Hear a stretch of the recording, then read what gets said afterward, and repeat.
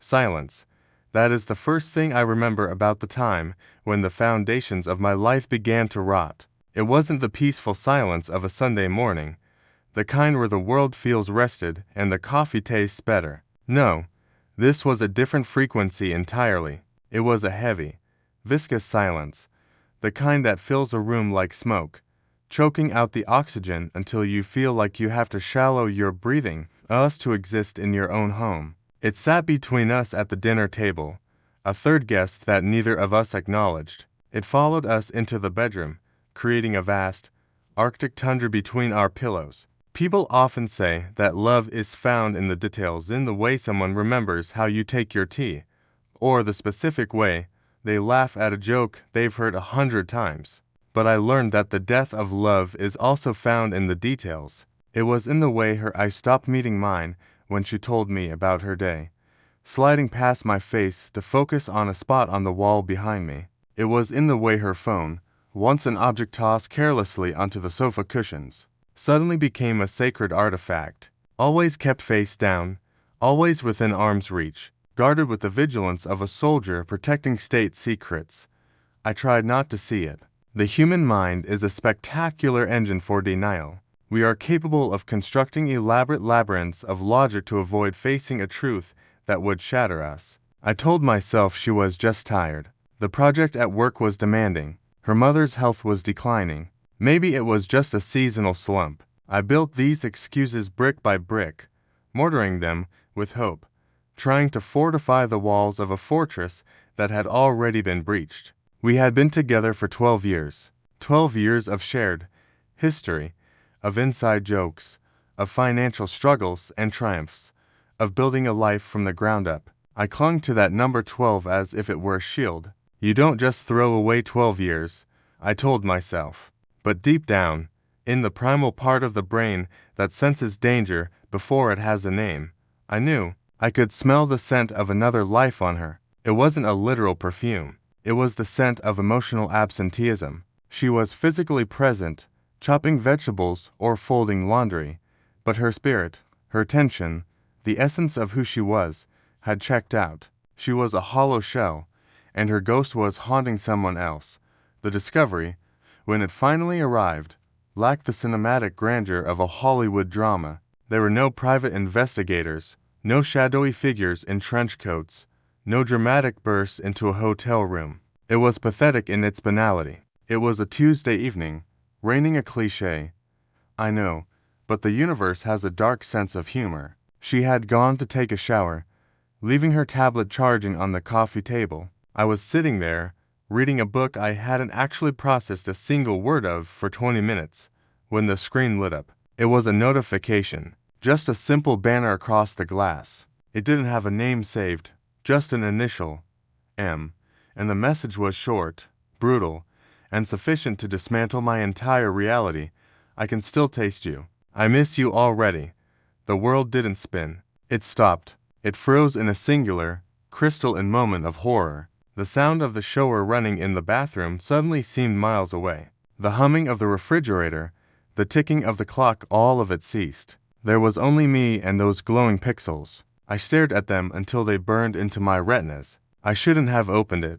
I knew that. Crossing that digital threshold is the point of no return. But my hand moved on its own, driven by a morbid compulsion to know the extent of the damage. I entered the passcode. She hadn't changed it yet. A sloppy oversight born of arrogance, and the floodgates opened. It wasn't just one message. It was months. It was a chronicle of a parallel universe. I scrolled through photos of them in restaurants I thought she was too busy to visit. I read jokes that were intimate and specific. I read plans for a future that didn't include me. I saw a version of my wife that I hadn't seen in years, flirtatious, vulnerable, alive. She was giving the best parts of herself to this stranger, leaving me with nothing but the scraps of her exhaustion. When the water in the bathroom stopped running, a wave of cold panic washed over me. It was irrational. I was the victim here.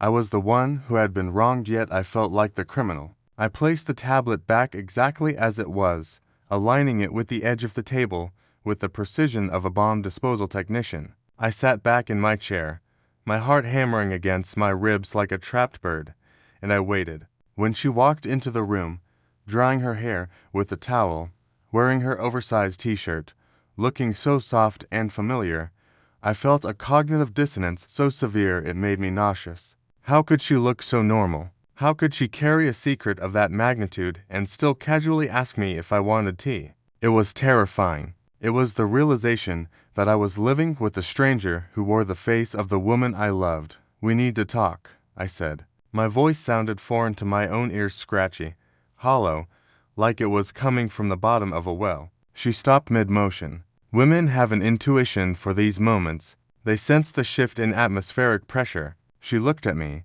and I watched the color drain from her face. I saw the calculation in her eyes, the frantic searching for an exit strategy, and finally, the resignation. She knew that I knew. About what? She asked, but it was a weak performance. Her voice trembled. I didn't scream. I didn't throw the tablet. I just pointed at it. About the conversation that followed was a slow-motion car crash. I expected tears, apologies, a begging for forgiveness. I was prepared for her to fall to her knees. But that's not what happened. Instead, she went on the defensive. It started with denial. "It's not what you think. It's just a fantasy. We never slept together." Lies that crumbled the moment I quoted her own messages back to her. Then, when the wall of denial fell, she switched to the most painful tactic of all, blame. She began to rewrite the history of our marriage to justify her sin. She told me she felt unseen.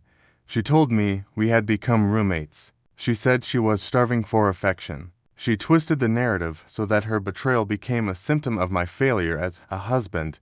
I sat there, listening to her dismantle my character, and I felt a rage so hot it was blinding. How dared she? How dared she use my perceived shortcomings as a license to destroy us? Had I not been there through the darkest days? Had I not held her hand when she buried her father? Had I not worked double shifts to pay for the renovation she wanted? I realized then that she wasn't crying because she hurt me. She was crying because she got caught. She was crying for the loss of her safety net. She wanted to have her cake and eat it to the stable, reliable husband at home and the thrilling lover on the side.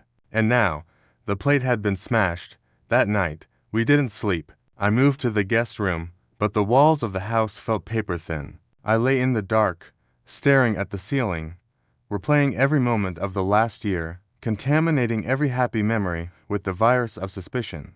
That weekend trip she took with her sister. Lie, the late nights at the office. Lie, the time she didn't answer her phone for 3 hours.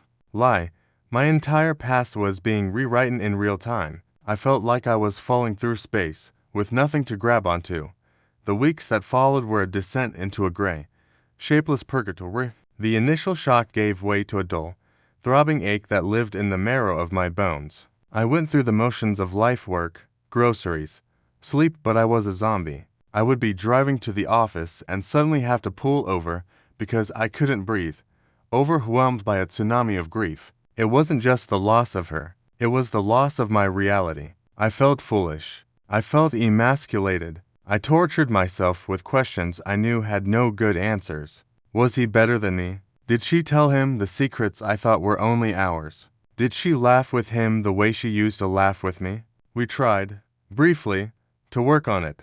The modern approach. Couples therapy. We sat in a beige office with a therapist who spoke in soft, measured tones about rebuilding trust and identifying triggers. We dissected the corpse of our marriage, looking for the cause of death.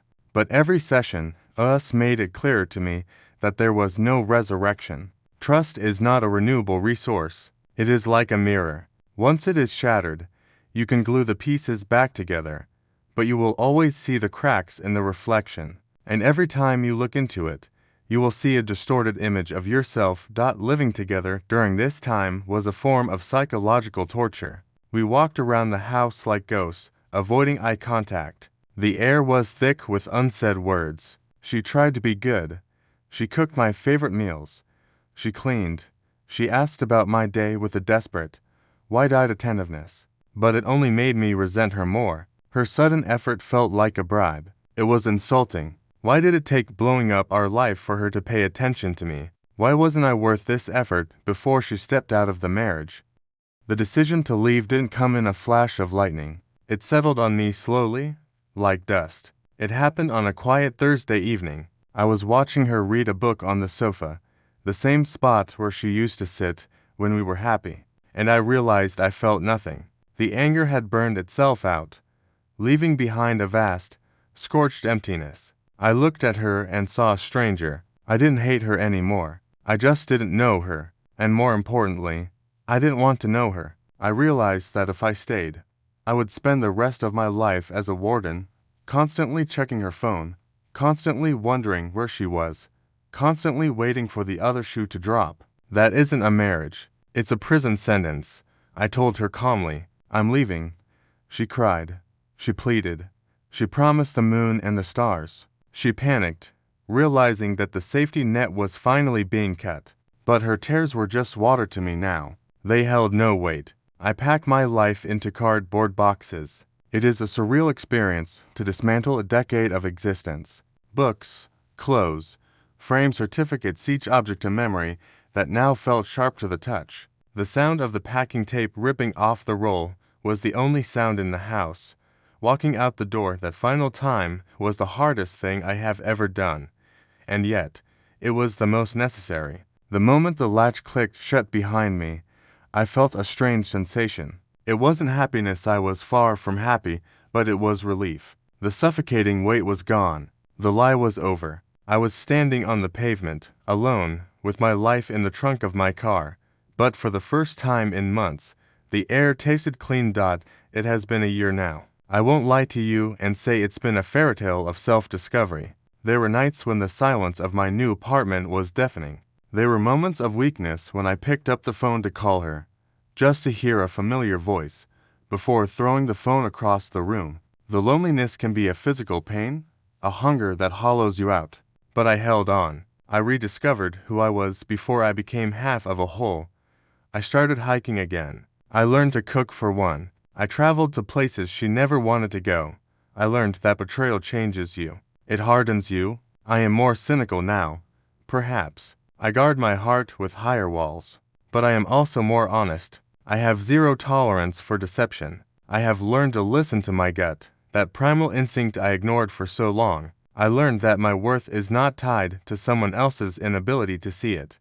If you are listening to this, and you are standing in the wreckage of your own life, feeling the heat of the flames, I need you to know this: you will survive. It feels like the end of the world, I know. It feels like you have been ripped open, but you are resilient in ways you haven't even tested yet. Do not let their failure define your future. Do not let their weakness become your bitterness.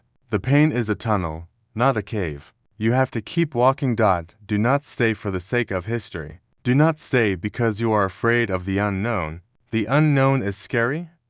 Yes, but it is better than the known misery of a lie. You deserve to be the only one. You deserve a love that doesn't hide its face. You deserve to sleep soundly. I am sitting here, in my own chair, in my own space. It is quiet, but this silence is different. It isn't the heavy, suffocating silence of secrets. It is the peaceful silence of truth. I am alone, but I am not lonely.